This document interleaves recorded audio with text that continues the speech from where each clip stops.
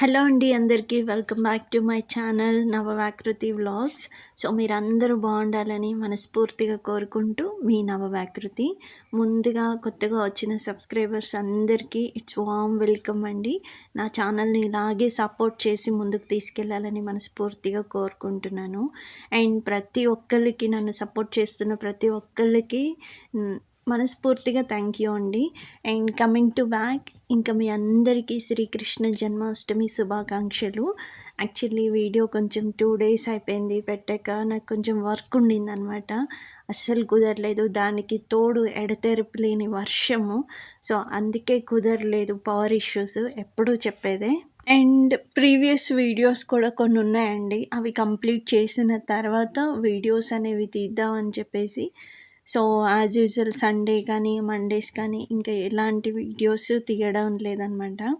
So అదనమాట సంగతి. అవి కంప్లీట్ చేసిన తర్వాత రెగ్యులర్గా వీడియోస్ కంటిన్యూ చేస్తూ ఉంటాను.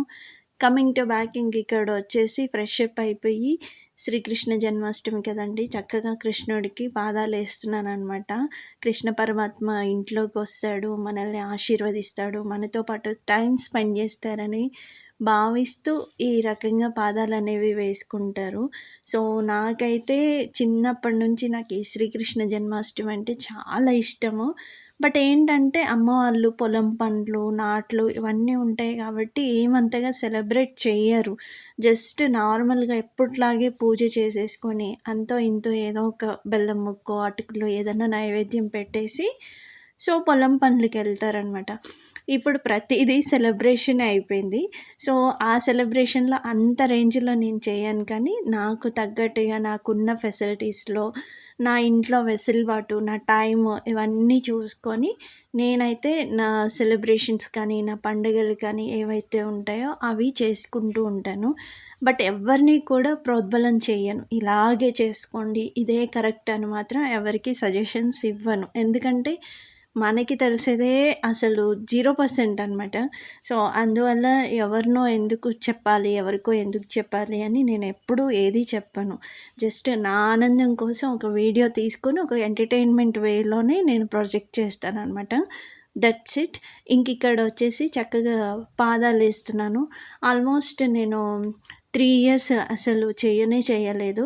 సో ఇప్పుడు మళ్ళీ స్టార్ట్ చేశాను కాబట్టి, అంటే ఇలా చేసుకోలేదనమాట. అంతకుముందు పిల్లలు చిన్నగా ఉన్నారు కాబట్టి ఇంకా ఇంట్రెస్ట్గా చేసుకున్నాను.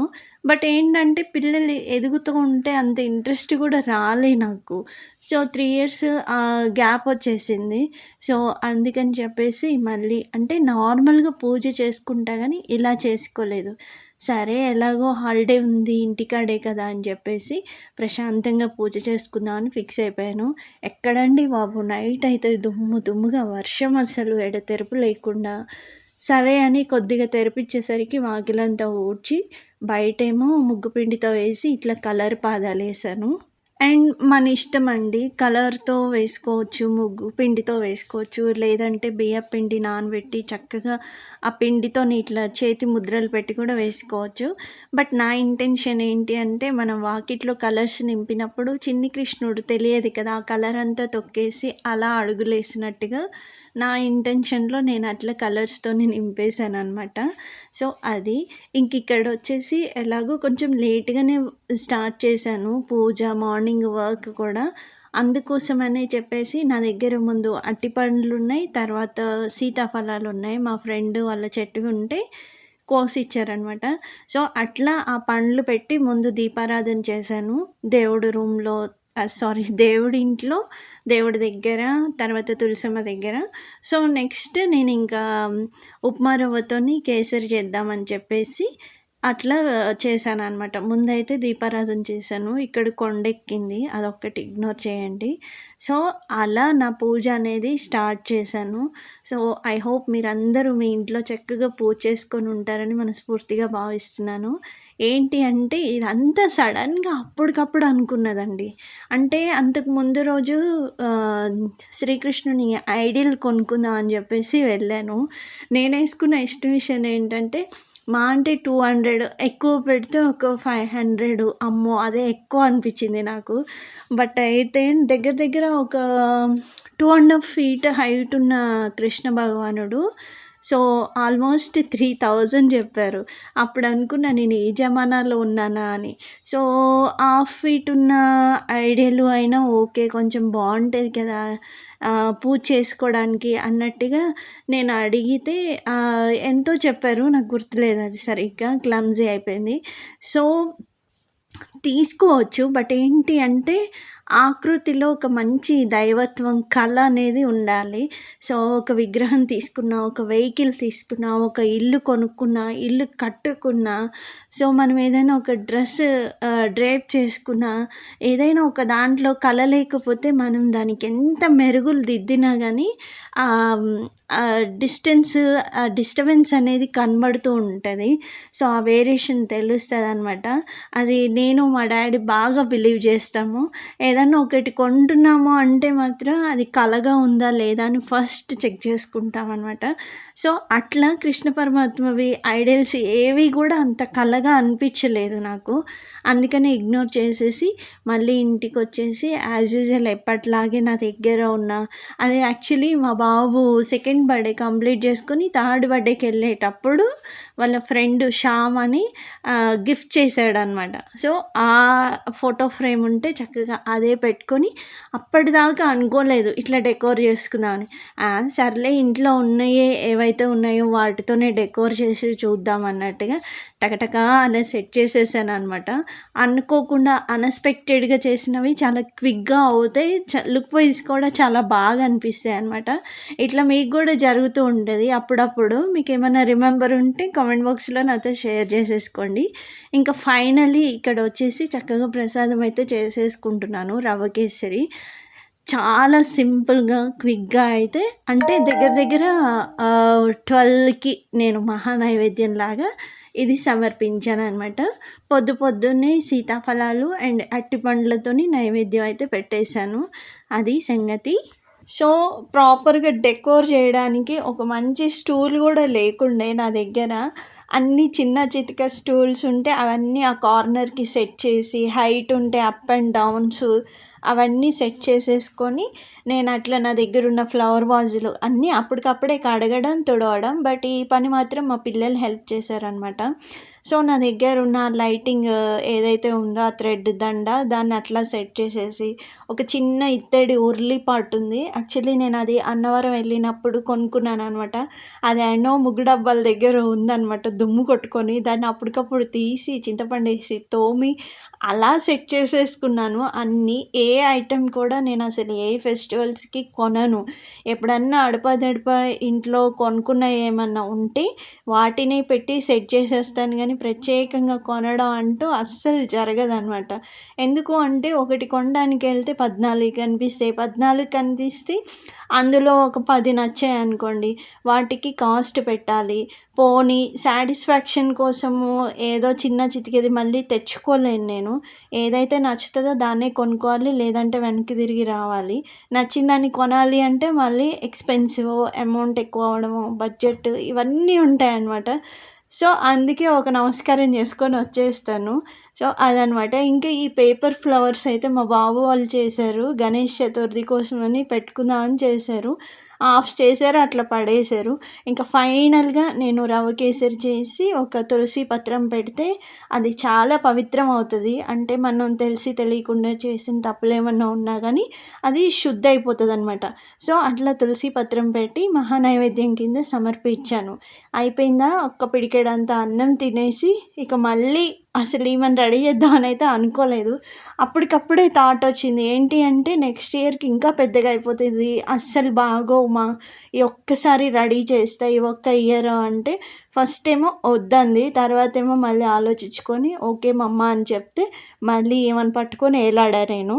సో చిన్నప్పటివి కూడా వీళ్ళిద్దరు అన్న చెల్లివి ఉన్నాయండి, కృష్ణ భగవానుడివి గెటప్ వేసినవి. సో రాధగా అయితే ఎప్పుడూ వేయలేదు.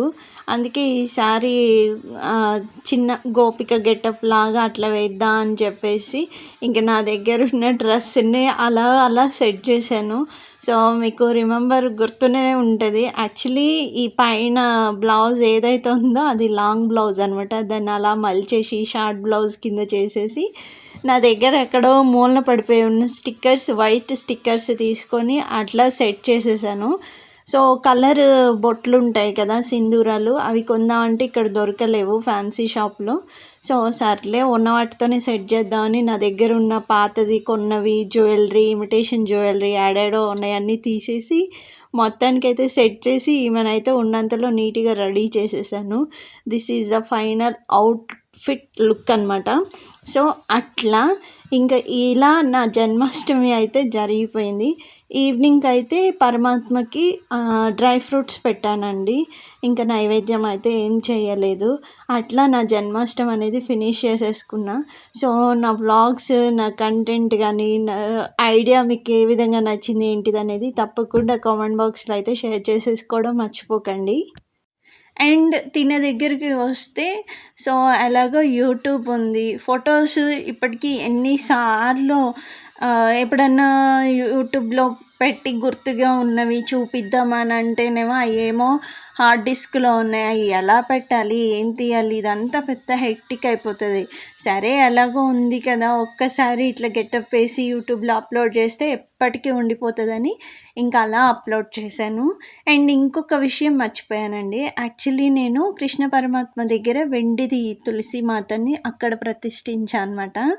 సో ఏంటి అంటే అట్లా అమ్మవారు, అయ్యవారు ఇద్దరు ఉండేటట్టుగా తులసి మాత అంటే కృష్ణ పరమాత్మకి ఇష్టం కదా.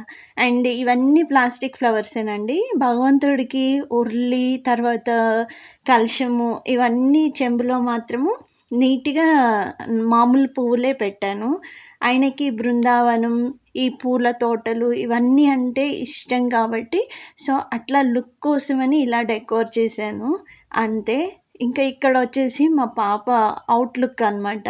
మొత్తం రెడీ చేసిన తర్వాత ఒక చిన్నపాటి ఫోటో షూట్ చేశాను గుర్తు కోసం అని చెప్పేసి. అస్సలు స్వెట్ వచ్చేస్తుంది ఇంక మాకైతే. ఇదంతా అయిపోయినాక ఒక విచిత్రం జరిగిందండి. యాక్చువల్లీ నేను రూమ్లో రెడీ చేస్తూ ఉన్నా, మంచిగా 2 మంకీస్ వచ్చేసి అట్టిపండు తీసుకుంది, నైవేద్యం పెట్టిన గిన్నె ఒకటి తీసేసుకుంది.